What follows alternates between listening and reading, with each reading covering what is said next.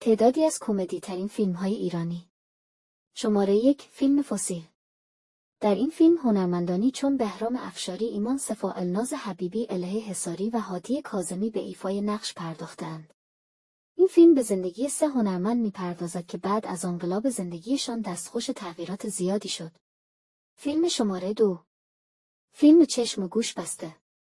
موفقیت این فیلم پیش از هر چیزی وابسته به یک زوج سینمایی است که برای اولین بار کنار هم قرار گرفته بودند. بهرام افشاری و امین حیایی که کسی فکر نمی‌کرد با یکدیگر مچ شوند. داستان این فیلم مربوط به 2 مرد است که یکی از آنها نابینا و دیگری ناشنوا است. این دو در طول داستان برای نجات از مخمصه‌ای که در آن گیر افتاده‌اند مجبور می‌شوند به هم کمک کنند. شماره 3 تگزاس 2. تگزاس 2 فیلم جذابی است. در این فیلم پژمان جمشیدی و سام درخشانی به ایفای نقش پرداختند. داستان فیلم در ادامه قسمت قبلی است، جایی که ساسان، بهرام و البته آلیس به ایران برمیگردند و فکر می‌کنند قرار مشکلات آنها تمام شود.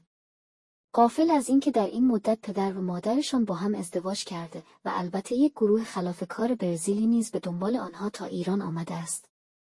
قسمت‌های دیگر این فیلم هم دیدنی هستند. شماره 4 گشت ارشاد 2.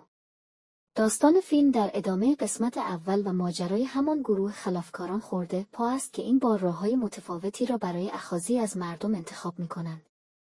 حضور حمید فروخ نژاد، پولاد کیمیایی و ساعد سهیلی گروه دوست داشتنی را ساخته که شما را به خنده وامی دارد.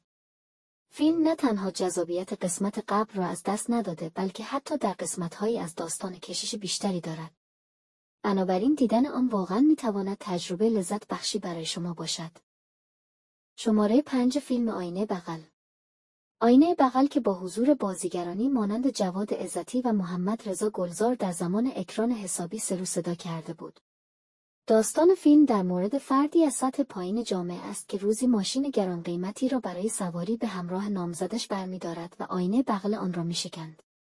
این آینه بغل گران قیمت آنقدر هزینه بالایی دارد که این فرد مجبور می‌شود به دنبال صاحب ماشین برود تا از او طلب بخشش کند. در این میان اتفاقاتی روی می‌دهد که همه چیز را پیچیده می‌کند.